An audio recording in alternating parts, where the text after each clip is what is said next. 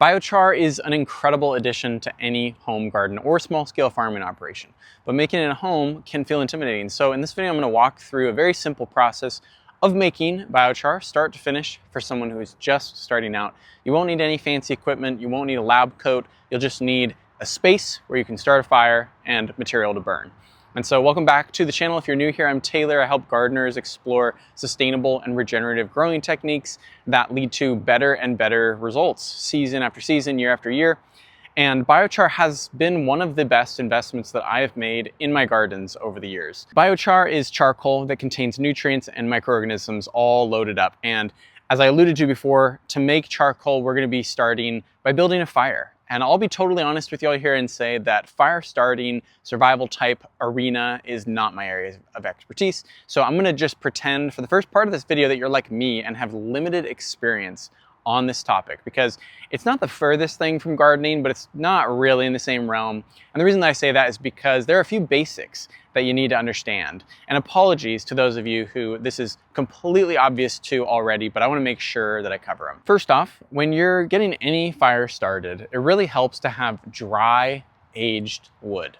If you're trying to burn cold, wet, recently chopped lumber, it's going to be very hard to actually get a fire up and running. And in the past, when I've made charcoal using this method that I'm going to show you, I always used properly aged dry wood. But I must have gotten cocky or just lazy, because when I went to build my first few fires for this video, I was using less than ideal wood to start the fire, meaning that it was too damp to properly ignite, and it just kept not starting. So getting a good start to your fire is critical. The second thing is, when you're starting a fire, you've got your larger pieces and slightly smaller pieces, and then your smallest pieces. So the smallest bits are things like newspaper, crumpled up paper, wood shavings, etc. And this is the stuff that you start the fire with. Then the kindling is slightly larger pieces that get your fire going a bit until your bigger pieces can catch fire. When I was growing up, we had a wood stove, and I got good at making fires in it like this. I set up 2 large pieces on the bottom, followed by kindling, and then on top of the kindling, the biggest pieces of wood. And then I would tuck newspaper underneath so that I could light the newspaper and blow on it to feed it oxygen, which made the flames that went up and helped the kindling catch fire, which then helped the bigger logs catch fire. And this could be referred to as a bottom-up burn approach. Now, this method works well for a number of reasons. The fire just sort of manages itself once started until it runs out of material to burn, and then you just throw another log on the fire. But if you've made this fire this way, you also probably know that it produces a decent amount of smoke. And some amount of smoke is a virtually inescapable byproduct anytime that you burn. However, it's worth going through the effort to reduce smoke production. And there are 3 main reasons for that. One, it's obviously lowering carbon emissions, which, if you're doing this on a small scale, isn't a huge deal when compared to the industrial operations pumping out huge plumes of smoke every second. But I always want to be as eco-conscious in my personal life as possible, and maybe you do too. But the second reason is that you want to limit smoke, though, is for efficiency's sake. The goal really isn't to limit smoke, it's actually to utilize the gases from the heated wood. Smoke indicates unused burning material. And the third reason is actually the main one for the context of making biochar. Unburned gas, smoke, means that excess oxygen is reaching the char layer below, which oxidizes into ash instead of charcoal. But with a smokeless burn, you know that you're shielding and preserving a higher quality char. So let's take a look at how we're gonna accomplish this. I'll link to an incredible article that I've found very helpful in the past and even to this day from the Biochar Journal. And these are the guys who, to my knowledge, popularized the Kon-Tiki burn approach. They didn't invent it, and they said that in the article, but they've really helped bring it into the mainstream. And the idea is that you can get a really efficient, hot burn, great for making biochar, by using a cone-shaped kiln. And the reason that this works is because of the way that the fire is started, and the way that feedstock is added to the fire, and the way that air flows into and out of the kiln. So to get started, we've got a few options. You can buy a kiln for as little as $300 some places, or you can dig a cone-shaped hole in the ground for free, which is what I do. I make my pits 3 feet across and about 2.5 feet deep per my county regulations. And before making your fire, check your city code, check burn bans, do all of the necessary legal stuff that you need to do. And to state the obvious, Be careful during every part of this process. It's fire. Have lots of water on hand, ready to go to douse the fire if it gets out of control. Come over prepared, wear the proper clothing, etc. All right, let's build the fire. For this fire, I'm using dry scrap wood that I got from a lumber mill near me that gives away for free. And make sure that if you get wood from such a place, that you get stuff that is not heat treated. Some lumber has the HT stamp on it, and you can't go using that for making biochar. This stuff is untreated pine scraps. And the way that I'm stacking it here is Lincoln log style with a sort of chimney stack in the middle. And once I get to the top, I cover the top with more pieces to form a base. And then here at the top, I'm building a little kindling nest that I will start the fire with. And this day that I made this fire was pretty cold. It was in the mid-lower 20s Fahrenheit outside, so it took a little bit of effort to actually establish a blaze. But once the fire started, you can see a few things happening. And this is a tad technical, so hang in there. Again, not my wheelhouse either, so I might get this wrong. You can correct me in the comments.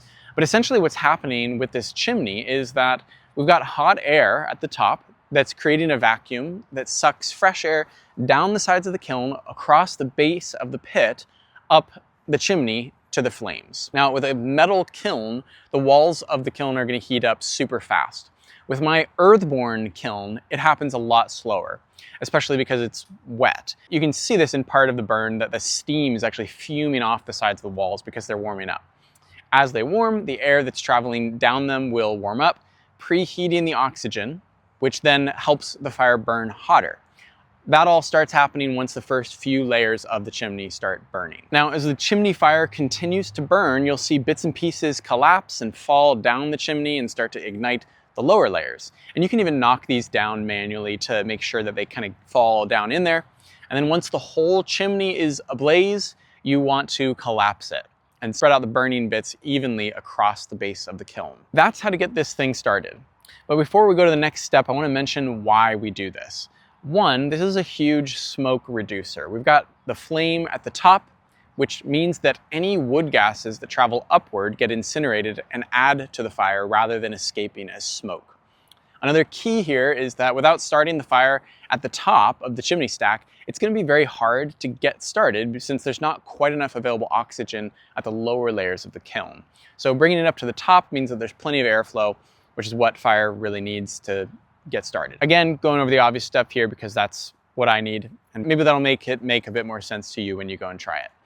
Once we've got our hot bed of coals spread out across the base of the kiln, there's really one main rule from here on out when it comes to managing the fire. Anytime you start to see the top layer of wood cover with white ash, add more fuel to the fire. So let's take a look at the anatomy of this fire. Starting at the top with the flame. Flames are basically super hot gas where wood vapor and oxygen have mixed and reacted. Below the flame curtain, we've got the ember bed, where we've got glowing red coals that basically act as a heat filter. Gases from below are bubbling up from the wood, getting superheated as they pass through the embers, where they mix with oxygen to create the flame. That area below the embers is the pyrolysis zone. And what's happening here is that heat is breaking down the wood molecules and forming a carbon skeleton. Below the pyrolysis zone, we've got the char layer. And in this layer, the woody biomass has fully stabilized into a pure carbon skeleton. There's nothing left, it's just pure carbon. And that's how we want it to stay. The way that we do that is by keeping it starved of oxygen so that it doesn't oxidize and turn into ash. So when you see ash forming on the surface, it means that the top embers are starting to oxidize, and that's our cue to add more fuel to the fire. So the lower layers stay really hot and oxygen deprived, and all the volatile gases are burned up as they pass into the flame curtain that we're maintaining. All we got to do is add more wood to the top of the fire, and it'll keep upward draft that keeps oxygen away from the charcoal below. Put really simply, add more wood to cover the layer of ash that forms as soon as possible and keep the flame alive. Once you get to the end of your feedstock, you're going to add the last layer, and this is sometimes referred to as a sacrificial layer because it's not actually going to fully carbonize, since when the ash starts forming on the surface, it means that we're ready to quench the fire so that we don't start burning up the lower layers of the pile. You can also potentially avoid this by adding a really thin material to the pile, and that just burns really quickly. Just something to keep in mind, if you're burning larger pieces, you want to pick those out after you've quenched the fire. And make sure that you've got a good amount of water for this. I like to have buckets of water on hand just on standby so that I can add a lot of it all at once. If you can, try to add it from the side of the pit so that it quickly travels down to the bottom and douses the lower layers of the pit first. And this is going to create a mild cleansing steam activation of the upper layers of the charcoal. And so you're going to get a slightly more porous and clean finished product. And just to cover my bases here, no, this is not going to result in an industrial level activated carbon finished product. It's a partial activation that increases the surface area a bit more than if you quench it from the top. We'll touch a little bit more on that later. So fill up the pit all the way with water and then make sure that once the top pieces are floating on the surface to douse those as well, because they'll actually keep burning if you don't get them. And then once that's done, you can let it drain out until you're ready to collect it. If you're scooping this stuff out of the ground, you're inevitably going to get some soil in there, and that's totally fine in my opinion. We're going to be rinsing these off again anyway, but if you don't clean them off, still okay in my opinion, because where is it going to be ending up? The soil. Now there's another approach here that I want to highlight, and I think that this might be helpful primarily for those of you who might use a wood stove to heat your home, or those of you who use a campfire regularly. With the previously outlined method, what we get by maintaining the flame curtain is an oxygen-deprived environment in the lower layers of the pit. But if we use a supplemental kiln, such as an unlined paint can, we can achieve a similar effect of heating up an oxygen-deprived substance and converting it to charcoal. This route makes small batches of charcoal, but pretty passively. Again, best for people who are burning regularly anyway. You can place one of these kilns in your wood stove and retrieve it, let it cool off, and claim your charcoal. The main thing that you want to be sure to do is to not have it completely sealed up kiln. There needs to be a hole for the gas to escape so that it doesn't explode. And this could be a pot with a lid that's sitting on loosely. You can check out the Edible Acres YouTube channel for a way that he does it by using a stainless steel catering tray with a loose fitting lid. You basically need some way for the gases to escape. So for these paint can kilns, I just punctured a hole in the top of the lid with a screwdriver, and you can see at first that there is some smoke being emitted until it heats up enough and transitions to a flame where the gases are igniting. A couple of important reminders here are that you don't want to overload a wood stove with extra fuel. Things can get out of control if you're not paying attention. Make sure that you're super careful when you go removing these. Make sure that they're finished so that you don't smoke out your house, and use protective clothing, gear, etc. There shouldn't be any smoke or vapor coming out of the hole when you take it out. And then once removed, just cover up the hole and let them cool down before popping it open. For these kilns, I just wanted to showcase how much the volume of the material is depleted when it's carbonized. You can see that I filled these to the brim initially, and then after taking them out, they're about half full. And you can put any organic material in a kiln like this. Just needs to be clean without any nasty, harmful chemicals.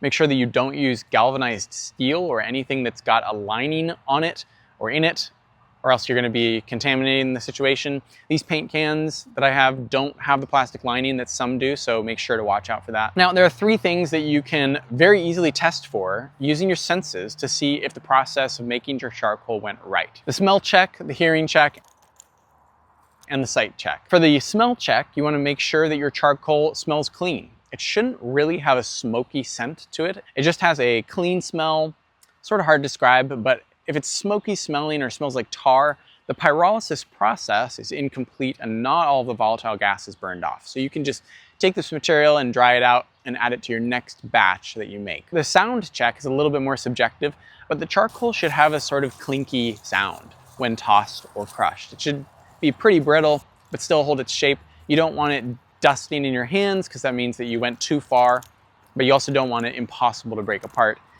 Also, as a side note, if you did make some ash and it's dusting in the process of making your biochar, it's not really very likely a problem. Ash actually serves its own function in alkalizing soil and delivering potassium and other nutrients, depending on where the ash is coming from. So don't worry if you got a small amount in the biochar that you made, probably not a problem. And then for the sight test, generally speaking, if you can rub it in your hands and wash off the residue without soap and get clean hands with just water, it indicates that the oils have been burned off and you've got a good product that's not going to be perpetually repelling water. We're going to be rinsing it of any potential residual oils in a second, but you really don't want those in your finished charcoal. It means that you didn't heat it long enough. So give it a smell, should smell clean, break it apart, toss it around in your hands and listen for the clinky sound, and crush it. Rub it into your hands and wash off your hands with water, no soap, and if they come out clean, your charcoal should be good to go. So let's say you made your charcoal, comes out checking all the boxes. Now what? Well, there are 3 steps that we want to take before applying it to the soil. And if that seems like a lot, trust me, there are people who get way more intense about this process than me. So I'm keeping it pretty simple here by comparison. The steps are crushing, hydrating, and charging. Since I haven't said it yet already, it's worth mentioning how we got to the point where we as modern gardeners are actually using biochar in our gardens. Archaeologists have discovered in parts of the Amazon rainforest and actually across the globe that ancient people groups appear to have been intentionally using charcoal as a way to enhance soil fertility. And so the past 100 years or so has been a process of uncovering the benefits of this practice from a scientific standpoint. And the main thing that we've discovered is that with charcoal's internal surface area, the capacity to store nutrients and house microorganisms is immense. Charcoal is both extraordinarily porous and hungry for ions with which to bind. In other words, it soaks up nutrients and holds onto them while housing microbes. This process is called adsorption, and it works similar kind of to how a magnet attaches itself to a metal object. So charcoal adsorbs nutrients, retaining them inside its porous structure. Incidentally, it also absorbs water. Absorption being when a substance soaks up a solution to fill its internal volume. And the reason I'm making this distinction is because at a certain level, absorbed solutions can be leached out, whereas adsorbed nutrients are more thoroughly integrated, retained, and held onto. So step 1 in preparing your biochar is crushing it. And you can find every opinion under the sun about the exact size the charcoal needs to be crushed in order to be maximally effective. I don't think it needs to be particularly small, but I also typically avoid putting chunks of it in my garden. So depending on what you're using it for exactly, you probably want to just try to crush it up into pieces that are smaller than 1/2 inch in diameter and definitely not powder. A few chunks here and there are not going to hurt, in my opinion. If you want to sift it, you can. I like to do this to be safe, but I've also been known to just wing it. I'm also usually a bit more easygoing when I'm adding charcoal to my chicken coop, because at a certain level, the chickens are going to peck at the charcoal and break it up a bit for me. All that said, for crushing charcoal, you can step on it, mash it with a cement mixer, blend it up in a food processor that you don't want anymore, put it in a burlap sack and drive over it with your car, or crush it with a sledgehammer. It is up to you. Step 2 is hydration. And once more, there are many opinions out there. If you go looking in this video, you'll get mine. But people will probably disagree with me. I am pretty moderate on my biochar hydration rules. After the initial dousing, I like to give my charcoal an additional soak. If there are any potential residues that were left on there, they get washed out, and so that I move the charcoal in the direction of becoming absorbent. And you can see this chunk of freshly made charcoal just floats on the surface of the water, whereas this stuff, after soaking it for a few weeks, doesn't float anymore. And this is actually the case with most soil amendments I've observed. If compost, for instance, dries out a bit, it takes a while for it to be able to soak up water again. But once it's had enough time to soak it up, it stops beading off, and it actually helps hold a lot of moisture. Same with charcoal. So there you go, give it a soak. A bucket of charcoal will absorb the water, and you can fill it up again and let it soak it up more and drain out whatever remains, and then we can move on to step 3. Now, if this is your first time dipping your toes into biochar, it might feel like a long road to travel to get to the point where we actually get to add it to the soil. But the reason is because we don't want to apply it untreated or raw. Instead, we want to try to preload it with nutrients and microbes prior to applying it to the soil. Reason being, if we apply it to the soil without those added nutrients, the magnet-like pull is going to adsorb nutrients from the soil, leaving the soil temporarily nutrient depleted. So if you dump charcoal in your garden, even charcoal that's been crushed and hydrated, it's going to wreck your growing season. The next season, it should be fine because it will have had the time to balance out and re-impart nutrients and all of that. But why not just compost it instead in advance? There are so many ways that you can use charcoal. If you've got chickens, you can toss it in their bedding, like I mentioned already. If you've got worms, you can toss it in the bin. But if you've got a compost bin or tumbler, that is going to be a great home for your charcoal to sit and soak up nutrients and microbes. And it's basically just going to magnify the benefits, the effect of that compost itself. Charcoal is a carbon material, so I like to layer it into my compost heaps whenever I add a nitrogen-rich material like bokashi food waste or lawn clippings or manure. Just a thin layer 5 or 6 times throughout the pile, is going to do the trick. And then, of course, when you go to flip and mix your pile, the charcoal is going to get mixed up and get to soak up all the goodies in there. And then you can just use your compost as you normally would in your garden. We just released a video all about compost, and if you'd like to make your own hot compost pile, you can check out our free hot compost pile recipe PDF linked in the description. If you don't have a big compost pile that you make for your garden, you can make a compost or manure slurry in water and let your charcoal soak in that for a very simple, smaller scale approach. Like I said before, you can add it to livestock bedding, worm bedding, and one of the great things about charcoal is its ability to soak up smells. So if you've got a really stinky chicken coop, charcoal might help balance out the odors. Of course, you also probably want to add in some more bulkier carbon sources like straw or dried leaves as well, but charcoal is a great addition for just about every area of the garden. If you found this video helpful, please share it with a friend who might find it helpful as well. And if you want to take a really deep dive into this topic, you can check out this video that covers some more complex methods of charging your biochar. Thanks as always for watching, and I'll see you in the next one.